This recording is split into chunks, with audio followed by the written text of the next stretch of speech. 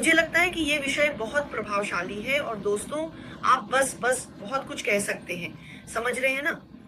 तो जब आप सही अपेक्षाओं के बारे में सोचते हैं और उन्हें अलग करना चाहते हैं, सही अपेक्षाएँ, बेहतर सोच और ऐसी ही चीज़ें, क्योंकि मुझे लगता है कि विंसेंट ने इसका बहुत अच्छा सारांश दिया था। यहाँ दृढ़ता है, सकारात्मकता है और उह! आप जानते हैं और निरंतरता है। तो जब आप सही अपेक्षा निर्धारित कर रहे होते हैं, तो इसका क्या मतलब होता है? इसका मतलब है कि आप यथार्थवादी हैं। आप सूचित हैं और आप परिणामों के प्रति जानबूझकर सोच रहे हैं। और आप जानते हैं, इसमें बहुत सारी चीज़ें शामिल होंगी। और जब आप ध्यान से देखेंगे और मिस्टर मुफारे को सुनेंगे, तो आपको लगेगा कि वह ठीक यही कर रहे हैं। वह यथार्थवादी हैं, है ना? उन्हें समझ है कि विकास एक ऐसी चीज़ है जिसमें समय लगता है। खासकर जब आप पहाड़ जैसा कुछ खींच रहे हों, जैसा कि वह कर रहे हैं।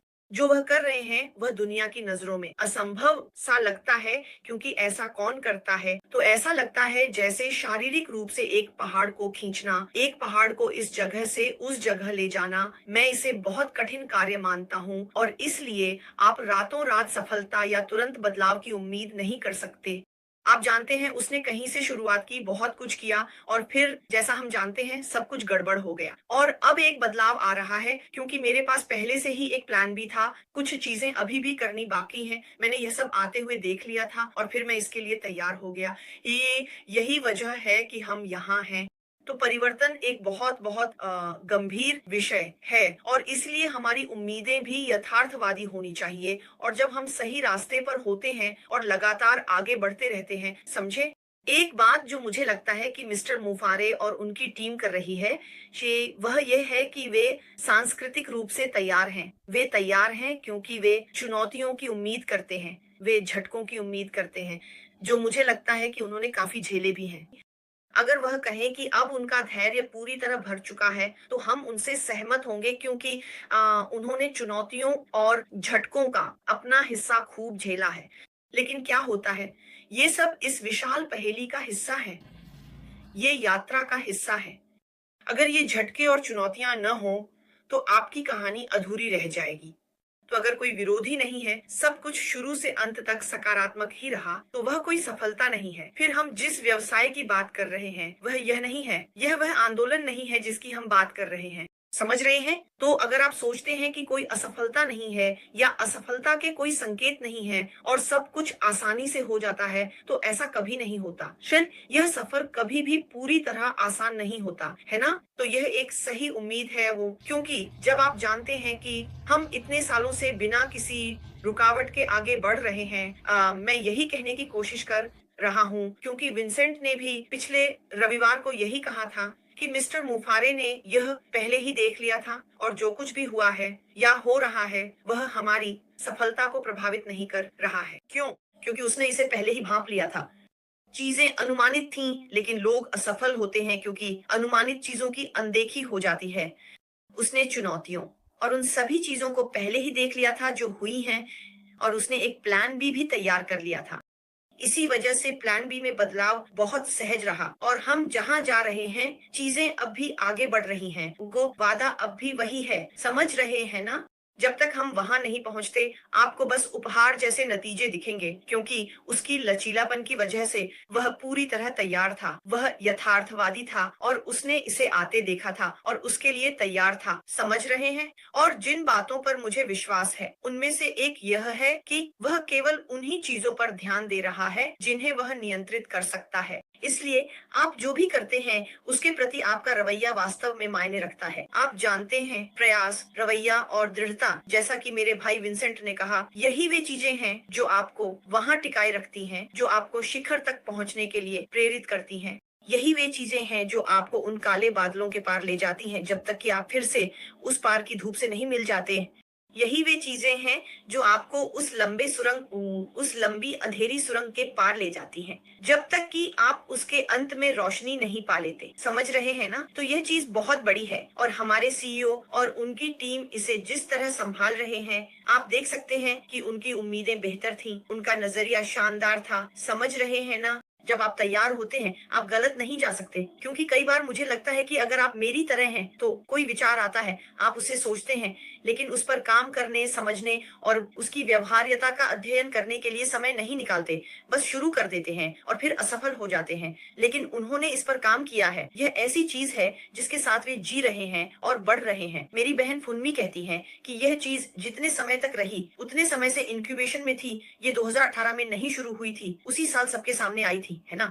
तो उन वर्षों में मैं इस पर काम कर सकता था, चीजों को देख सकता था, अध्ययन कर सकता था, यह जानते हुए कि अगर मैं इस यात्रा पर निकल रहा हूँ, तो यह ऐसा हो सकता है और अगर ऐसा होता है, तो मैं क्या करूँगा? समझ रहे हैं? तो एक बेहतर सोच क्या करती है? ये फिर से उस दृढ़ता को विकसित करती है।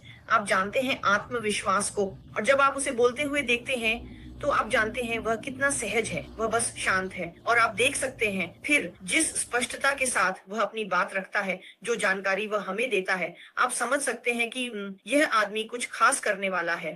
तो मैं पलक नहीं झपका रहा हूँ क्योंकि मुझे पता है कि वह कुछ करने वाला है।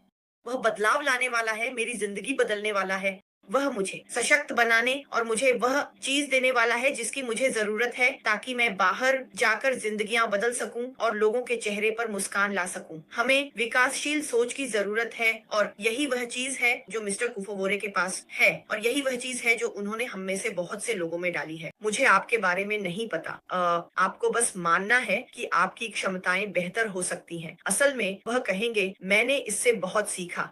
मेरा सबसे अच्छा साल पिछला साल था क्योंकि मैं इसे अपने तरीके से करने की कोशिश कर रहा था, लेकिन भगवान ने कहा नहीं, ये कुछ इस तरह है। मैंने इससे बहुत कुछ सीखा, आप जानते हैं। और फिर आपके पास आप जानते हैं, आपका बेहतर सोचने का तरीका लचीला है। यह एक विकासशील सोच है जो नई परिस्थितियों के अनुसार बदलने और ढलने के लिए तैयार रहती है।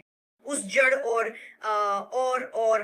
और अडिग निष्क्रिय सोच की तुलना में, अगर मैं सोचता हूं कि यह सही है, तो मैं उसी पर चलता रहूंगा, चाहे वह रास्ता फेल हो जाए या मैं बार बार फंस जाऊं। आपको यह नहीं पता चलता कि दूसरी दिशा में मोड़ना या किसी और रास्ते से जाना बेहतर हो सकता है जहां आप फंस रहे हैं।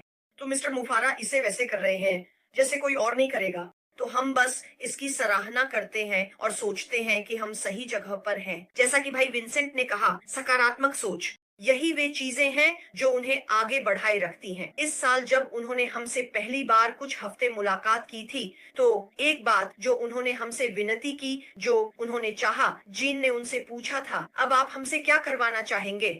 उन्होंने कहा, मुझे सिर्फ सकारात्मक सोच, सकारात्मक ऊर्जा चाहिए। आप जानते हैं, क्योंकि जो भी आप उत्पन्न करते हैं वो वह उसी का परिणाम होता है जो आपके भीतर है। जो भी आप देते हैं, बाहर लाते हैं, वह उसी का उत्पाद है जो आपके मन, दिल और जीवन में चल रहा है ना? जब आप सकारात्मक होते हैं, सकारात्मक सोचते हैं, आप फोकस करते हैं। यह फोकस शब्द, इसके बिना हम नहीं रह सकते, क्योंकि यही तो ऐश कर रहे हैं। जब आप बड़ी तस्वीर पर ध्यान केंद्रित करते हैं, तो सब कुछ सकारात्मक निकलता है, सब कुछ शक्तिशाली बनकर आता है। और देखिए, हम बैठकर प्रगति देखेंगे, है ना? कभी कभी हमें जिम्मेदारी लेनी भी पड़ती है। ऐश उस जगह की जिम्मेदारी ले रहे हैं जहां उन्हें लगा कि उन्होंने कुछ कदम गलत उठा लिए। वो उन चीजों की जिम्मेदारी ले रहे हैं जो आप और मैंने की हैं, लेकिन आप और मैं ऐसे लोगों को जानते हैं जिन्होंने उन्हें नुकसान पहुंचाया है। ऐसी बातें, वो दूसरों की चीजों की भी जिम्मेदारी ले लेते हैं। हम में से कुछ लोग ऐश का इंतजार कर रहे हैं, उम्मीद कर रहे हैं, बस देखना चाहते हैं कि जिंदगी कैसे बदलती है, और हमें अपने समुदायों में जो करना है करने दें। अपनी जिम्मेदारी लो। अब जब आप सीईओ के सब कुछ समेटने और हमें आगे बढ़ाने का इंतजार कर रहे हैं, आपके विकल्प क्या है? आपके विकल्प क्या है? क्या आप इधर उधर गलत चीजें आजमा रहे हैं और फिर हमें दोष देते हैं, या जब आप गिरते हैं तो वापस आकर शिकायत करते हैं? नहीं, नहीं, नहीं।